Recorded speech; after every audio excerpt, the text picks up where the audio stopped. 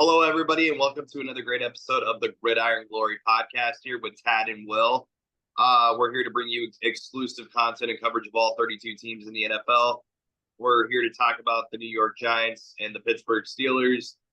Steelers went on to improve to be 6-2, Giants 2-6. Steelers win this game 26-18. And this was kind of just really a game that was pretty competitive. And then, the Steelers kind of showed who they were late in this game. Obviously, Russell Wilson came out and had another solid performance, 20 of 28. The touchdown, 4 sacks by the offensive line. He probably would have liked to see a little bit more there. And then, obviously, George Pickens, with getting some really good catches and plays. And Calvin Austin the third as well with that touchdown. So Russell Wilson, you did get that fumble, but still nonetheless a solid enough performance and found a way to get the job done here. A lot of people say, that there might still be a controversy between whether it should be him or Justin Fields. But I believe that Russell Wilson is coming out and proving to be why he showed he won the job in the preseason. So for the New York Giants, just another unfortunate game, though, Tad, I was really impressed by one guy for the New York Giants who had a breakout performance, many big plays, even scored a touchdown in this game, ran for 145 yards. The rookie out of Purdue, Tyrone Tracy Jr. And Tad, where would you rank Tyrone Tracy Jr. amongst rookies overall in the NFL? Yeah, I will say, once you said he scored the touchdown, you had to know it was Tyrone Tracy because that was their only touchdown in the game. But looking at Tracy, he's having a solid year. He's a young player, and it's good to see him getting his feet wet, getting some big carries, and he was the best offensive player for the Giants in this football game. So he made the plays. Very impressive performance against a normally tough Pittsburgh defense. And Tad, are you impressed with Russell Wilson so far and what he's shown?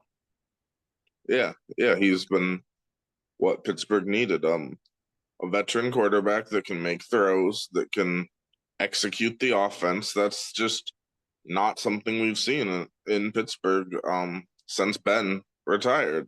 That's quite frankly where they've been.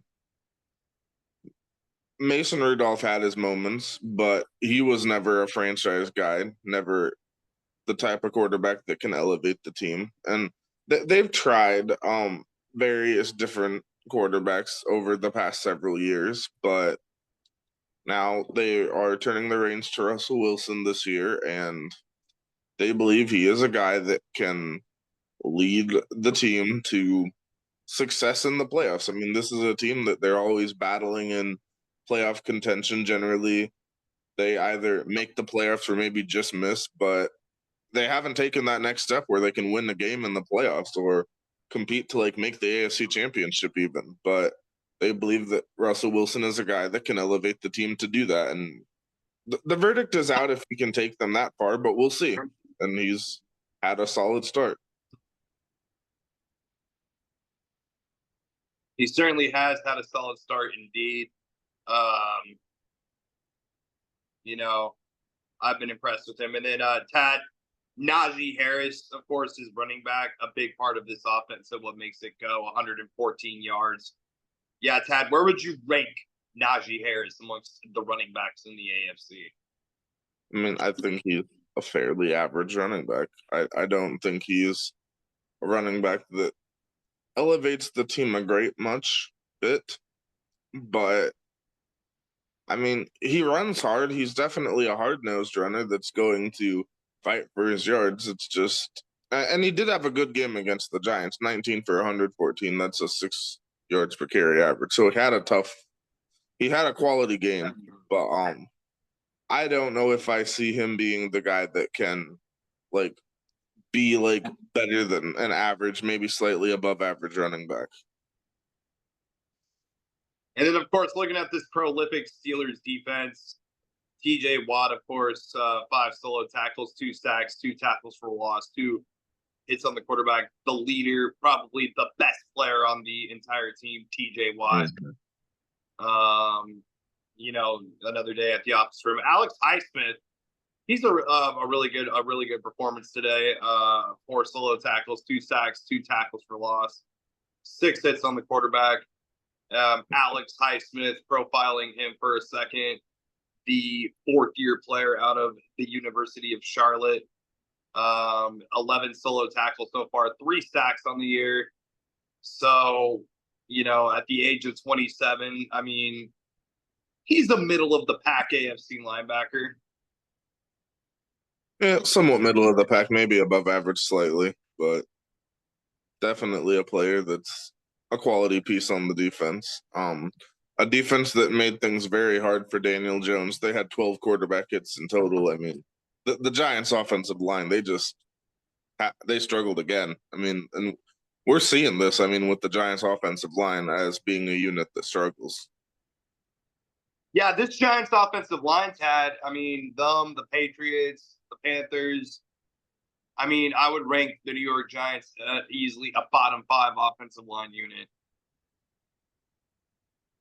Yeah, they've definitely not impressed me very much this year. So definitely just it makes things difficult. This is not a very good Giants offense. I mean, we highlighted Tyrone Tracy and he had a big game, but overall they don't move the sticks when they need to.